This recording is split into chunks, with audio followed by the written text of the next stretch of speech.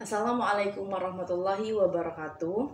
Baiklah, di sini kami dari kelompok 5 yang beranggotakan saya sendiri, Ida Marliana, dan rekan saya Muhammad Rizky Salma yang akan menjelaskan tentang menganalisa produk dan akad bank syariah dan mengetahui peranannya dalam perekonomian.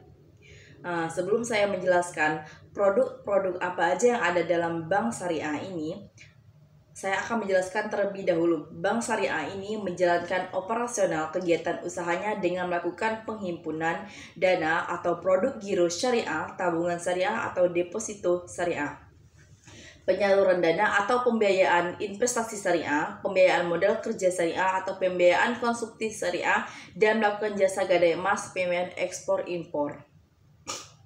Nah, prinsip produk dari bank syariah ini terbagi lagi menjadi 3. Yang pertama di sini adalah prinsip produk penghimpunan dana dari masyarakat atau funding, di mana terbagi lagi, yaitu pertama di sini adalah giro syariah, di mana giro syariah ini adalah simpanan pada bank yang penarikannya dapat dilakukan setiap saat dengan menggunakan cek, belit giro, sarana perintah bayar lainnya, atau dengan pemindah bukuan. Nah, giro syariah ini terbagi lagi menjadi 2, yaitu yang pertama adalah giro wadiah. Yang dimaksud dengan giro wadiah ini adalah giro yang dijalankan berdasarkan prinsip wadiah, yakni titipan dana yang berasal dari pihak ketiga atau nasabah pada bank syariah yang penarikannya dapat dilakukan setiap saat dengan menggunakan cek, bilet giro, atau kartu ATM. Kemudian yang kedua adalah giro mudharabah. Yang dimaksud di sini adalah giro yang dijalankan berdasarkan prinsip mudharabah yang mempunyai 2 bentuk, yakni mudharabah mutlaqah dan mudharabah muqayyadah. Perbedaan utama dari kedua bentuk mudharabah itu terletak pada ada atau tidaknya persyaratan yang diberikan pemilik dana kepada bank dalam mengelola dananya, baik dari sisi waktu, tempat maupun objek investasinya. Kemudian yang kedua di sini adalah tabungan syariah, di mana yang dimaksud adalah yang berdasarkan prinsip-prinsip syariah. Dalam hal ini, DSN telah mengeluarkan fatwa yang menyatakan bahwa tabungan yang dibenarkan adalah tabungan yang berdasarkan prinsip wadiah dan mudharabah. Nah, terbagi lagi menjadi, yaitu yang pertama ada tabungan wadiah, di mana produk bank syariah berupa simpanan dari nasabah dalam bentuk rekening tabungan untuk keamanan dan pemakaiannya seperti giro wadiah. Nah, kemudian tabungan mudharabah. Tabungan mudharabah ini adalah penghimpunan dana oleh bank syariah yang menggunakan akad mudharabah mutlaqah, sama halnya dengan giro mudharabah. Dalam tabungan mudharabah, bank syariah juga bertindak sebagai mudharib atau pengelola dana, sedangkan nasabahnya ini bertindak sebagai sahibul mal atau pemilik dana. Nah, yang ketiga di sini adalah deposito syariah, di mana pada saat jatuh tempo atau jangka waktu yang ditentukan, misalnya 3 bulan, 6 bulan, dan seterusnya, pada produk deposito ini, bank ini menggunakan prinsip bagi hasil. Nah, kemudian untuk prinsip produk dari dana bank syariah ini, yang kedua itu adalah produk penyaluran dana kepada masyarakat atau financing, di mana yang pertama di sini adalah produk pembiayaan perbankan syariah berdasarkan prinsip jual beli. Terbagi lagi, yang pertama adalah pembiayaan murabahah. Murabahah ini adalah akad jual beli barang dengan menyatakan harga perolehan dan keuntungan yang disepakati oleh penjual atau bank syariah dan pembeli atau nasabah. Yang kedua adalah pembiayaan salam. Salam ini adalah akad jual beli barang pesanan dengan pembayaran di muka menurut syarat-syarat tertentu, atau jual beli sebuah barang untuk diantar kemudian dengan pembayaran di awal. Yang ketiga di sini adalah pembiayaan istisna.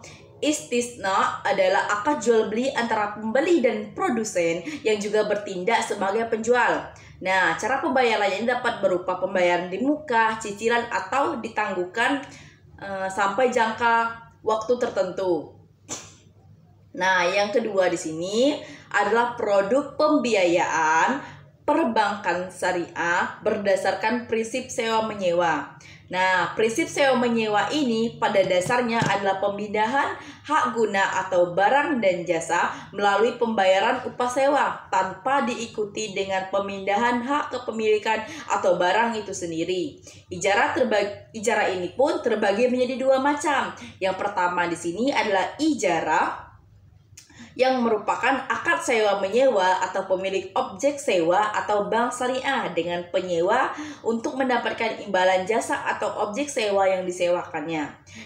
Yang kedua adalah pembiayaan ijarah muntahiyah bitamlik, di mana merupakan akad sewa-menyewa antara pemilik objek sewa atau bank syariah dengan penyewa atau nasabah untuk mendapatkan imbalan atau jasa objek sewa yang disewakannya dengan opsi pemindahan hak milik objek sewa pada saat tertentu sesuai dengan akad yang disepakati dari awal. Nah, yang terakhir di sini adalah prinsip produk bank syariah. Ini adalah produk pembiayaan perbankan syariah berdasarkan prinsip bagi hasil.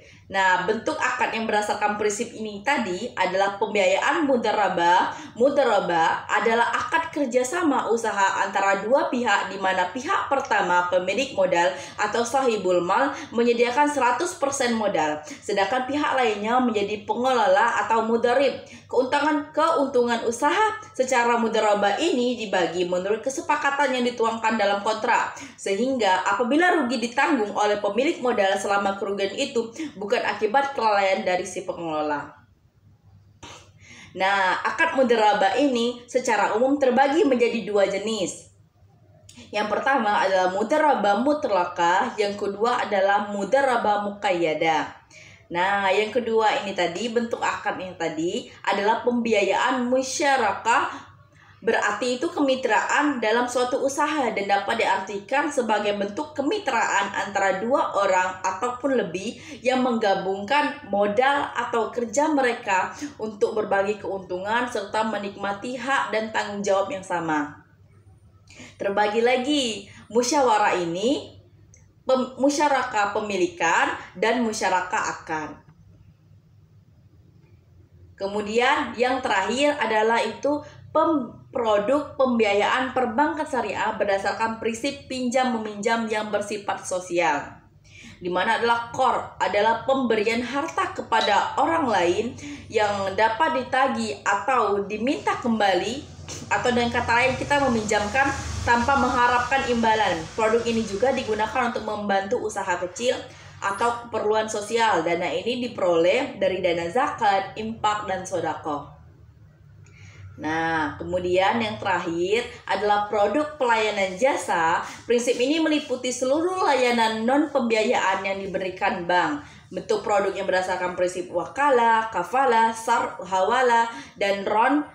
Ini antara lain di mana yang pertama adalah wakalah nasabah ini memberi kuasa kepada bank untuk mewakili dirinya untuk melakukan pekerjaan jasa tertentu seperti transfer. Kemudian kafalah jaminan yang diberikan oleh bank syariah atau penanggung kepada pihak ketiga untuk memenuhi kewajiban nasabah. Contoh produknya itu adalah garansi bank. Dan yang terakhir ini adalah adalah jual beli atau pertukaran mata uang. Kemudian saya akan menjelaskan jenis-jenis apa saja sih jenis-jenis akad dalam perbankan syariah ini. Nah, akad dalam ilmu fikih muamalah akan terbagi menjadi dua bagian, kegiatan tolong-menolong atau tabaru dan kegiatan mencari keuntungan atau tijarah. Nah, akad terbaru ini yaitu akad yang dimaksudkan untuk menolong sesama dan murni semata-mata mengharap ridho dan pahala dari Allah Subhanahu wa Ta'ala. Sama sekali tidak ada unsur mencari retur ataupun suatu motif di balik kebaikan tersebut. Nah, bentuk akad tabaru ini yaitu pertama itu meminjam harta. Nah, meminjam harta ini beberapa macam lagi jenisnya. Setidaknya ada 3 jenis, yakni sebagai berikut itu adalah bila pinjaman ini diberikan tanpa mensyaratkan apapun selain mengembalikan pinjaman tersebut setelah jangka waktu tertentu, maka bentuk meminjamkan harta seperti ini disebut dengan qard. Nah, kemudian meminjamkan jasa kita. Seperti akad meminjamkan harta, akad meminjamkan jasa juga terbagi menjadi 3 jenis, yaitu bila kita meminjamkan diri kita, yakni jasa, keahlian atau keterampilan dan sebagainya untuk melakukan sesuatu atas nama orang lain, maka hal ini disebut dengan wakalah. Nah, kemudian ada memberikan sesuatu. Nah, yang termasuk di sini adalah golongan akad-akad yang dimana itu terbagi hibah, wakaf, sedekah, hadiah. Dalam semua akad-akad tersebut, si pelaku ini memberikan sesuatu kepada orang lain. Bila penggunaannya untuk kepentingan umum dan agama, akadnya dinamakan wakaf. Objek wakaf tidak boleh diperjualbelikan begitu dinyatakan sebagai aset wakaf. Kemudian, macam-macam akad tabaru seperti aplikasinya dalam perbankan syariah yang terdiri, yang pertama adalah kar, yang kemudian ada ram, yang ketiga ada al-hiwalah, kemudian ada al-wakalah, kelima ada wadi'ah, kemudian al-kafalah. Mungkin itulah yang bisa saya jelaskan, akan dilanjutkan oleh rekan saya Muhammad Rizky Salman. Terima kasih. Baiklah, di sini saya akan menjelaskan tentang akad tijarah, melanjutkan yang sebelumnya dijelaskan oleh rekan saya Ida Bardiana, yaitu tentang akad tabaru. Akad tijarah ini adalah akad atau muawadah, adalah segala macam perjanjian yang menyangkut for profit transaction. Akad ini digunakan untuk mencari keuntungan karena akad ini bersifat komersil. Berdasarkan tingkat kepastian dari hasil yang diperolehnya, akad tijarah ini dibagi menjadi 2 kelompok, yaitu natural certainty contract dan juga natural uncertainty contract. Natural uncertainty contract atau NCC ini adalah suatu jenis kontrak atau transaksi dalam bisnis yang memiliki ketidakpastian keuntungan, dan pendapatnya baik dari segi jumlah dan waktu penyerahan. Dalam NCC ini, kedua belah pihak saling mempertukar aset yang dimilikinya karena objek pertukaran baik barang maupun jasa pun harus ditetapkan di awal akad dengan pasti, baik jumlahnya, mutunya, harganya, dan penyerahannya. Yang termasuk dalam kategori akad ini adalah akad jual beli dan juga sewa. Berdasarkan akad jual beli ini dibagi menjadi 4, yaitu yang pertama al-ba'i naqdan adalah akad jual beli yang pembayarannya biasanya dilakukan secara tunai. Dengan kata lain, pertukaran atau penyerahan uang dan barangnya dilakukan dalam waktu yang bersamaan. Yang kedua, al-ba'i muajjal adalah akad jual beli yang pembayarannya biasanya dilakukan secara tidak tunai atau secara cicilan. Dengan kata lain, barangnya diserahkan di awal akad sedangkan uangnya diserahkan belakangan, baik secara cicil maupun langsung. Yang ketiga adalah salam, adalah akad jual beli dengan sistem pesanan sedangkan pembayarannya tunai atau bayar di muka dan penyerahan barangnya belakangan. Sedangkan yang istisna adalah akad jual beli dengan sistem pesanan dan penyerahan barangnya belakangan dan pembayarannya bisa dicicil, bisa juga langsung di akhir akad. Yang kedua ada akad sewa menyewa, terdiri dari 3, yaitu ijarah. Ijarah adalah akad pemindahan hak guna suatu barang atau jasa dalam waktu tertentu melalui pembayaran sewa atau upah tanpa diikuti dengan pemindahan kepemilikan barang itu sendiri. Yang kedua adalah ijarah muntahiyah bit tamlik atau IMBT, adalah ijarah yang membuka kemungkinan perpindahan kepemilikan atas objek ijarahnya pada akhir periode. Yang terakhir adalah ju'alah, adalah akad ijarah yang pembayarannya didasarkan pada kinerja objek yang disewa atau diupah. Kemudian adalah natural uncertainty contract atau NUC. NUC ini sendiri pihak-pihak yang bertransaksi saling mencampurkan asetnya, baik real asset maupun financial asset. menjadi suatu kesatuan dan kemudian menanggung resiko bersama-sama untuk mendapatkan keuntungan. Keuntungan dan kerugian ditanggung bersama-sama oleh masing-masing pihak itu sendiri. Karena itu kontrak ini tidak memberikan kita kepastian pendapatan atau return baik dari segi jumlah maupun waktunya. Macam-macam natural uncertainty contracts ini adalah sebagai berikut. Yang pertama, musyarakah adalah akad kerjasama antara dua pihak atau lebih untuk suatu usaha tertentu di mana masing-masing pihak memberikan kontribusi dana dengan kesepakatan bahwa keuntungan dan resiko ditanggung bersama. Yang kedua adalah mufawadah, adalah akad kerjasama di mana masing-masing pihak memberikan porsi dana yang sama. Yang ketiga ada inan, adalah akad kerjasama di mana pihak yang bekerjasama memberikan porsi dana yang tidak sama jumlahnya. Keuntungan dibagi sesuai dengan kesepakatan dan kerugian ditanggung sebesar porsi modal. Yang keempat, wujuh, adalah akad kerjasama di mana suatu pihak memberikan porsi dana dan pihak lainnya memberikan porsi berupa reputasi. Keuntungan dibagi sesuai dengan kesepakatan dan kerugian ditanggung sesuai dengan porsi modal. Pihak yang memberikan dana akan mengalami kerugian kehilangan dana dan pihak yang memberikan reputasi akan mengalami kerugian secara reputasi. Yang kelima ada abdan, adalah akad kerjasama di mana pihak-pihak yang bekerjasama bersama-sama menggabungkan keahlian yang dimilikinya. Keuntungan dibagi berdasarkan kesepakatan dan kerugian ditanggung bersama-sama. Yang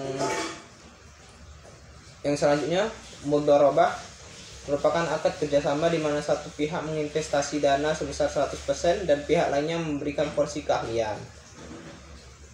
Mudharabah ini sendiri dibagi menjadi dua, yaitu mudharabah mutalaqah, yaitu di mana dana yang diinvestasikan bebas untuk digunakan dalam usaha oleh pihak lainnya. Yang kedua, mudharabah muqayyadah, berbeda dengan mudharabah mutalaqah. Dana yang diinvestasikan digunakan dalam usaha yang sesuai dengan ditentukan oleh pemberi dana. Yang selanjutnya, muzara'ah, yaitu akad syirkah di bidang pertanian yang digunakan untuk pertanian tanam setahun. Yang selanjutnya, mukharabah, adalah akad di mana bibitnya berasal dari pemilik tanah. Akad muzara'ah di mana bibitnya berasal dari pemilik tanah. Dalam hal ini termasuk ke dalam natural uncertainty contracts. Kemudian ada peran bank syariah dalam perekonomian. Adapun peran bank syariah dalam perekonomian adalah yang pertama, transmission role, di mana bank sebagai lembaga keuangan berperan sebagai lembaga transmisi untuk memperlancar pertukaran barang dan jasa dengan menggunakan uang dan instrumen kredit sebagai alat pembayaran. Dengan kata lain, bank dapat diciptakan kredit dengan cara menciptakan deposito yang sewaktu-waktu dapat dan boleh diuangkan dari kelebihan cadangannya. Yang kedua, intermediation rule, yaitu bank sebagai lembaga keuangan berperan sebagai lembaga intermediasi, yaitu dengan menghimpun dana dari sektor rumah tangga atau masyarakat yang kelebihan dana dalam bentuk tabungan dan deposito dan menyalurkannya kepada pihak-pihak yang membutuhkan dana. Yang ketiga, memberikan jaminan hukum dan keamanan uang masyarakat yang dipercayakan kepada bank tersebut. Misalnya menghindari resiko hilangnya jaminan berupa kemampuan bank tersebut untuk membayar kepada nasabah penabung yang akan mencairkan dana tabungannya, termasuk jaminan bahwa bank akan mengembalikan dana masyarakat yang disimpan pada waktu jatuh tempo. Peran dan fungsi bank yang sedemikian dapat diperankan baik oleh bank konvensional maupun bank syariah. Hanya saja bank syariah mempunyai kelebihan membolehkan untuk melakukan jual beli barang dan jasa atau trading, sewa beli atau leasing dengan memberikan pembiayaan berdasarkan prinsip bagi hasil. Baik, ya, itu saja yang bisa kami sampaikan.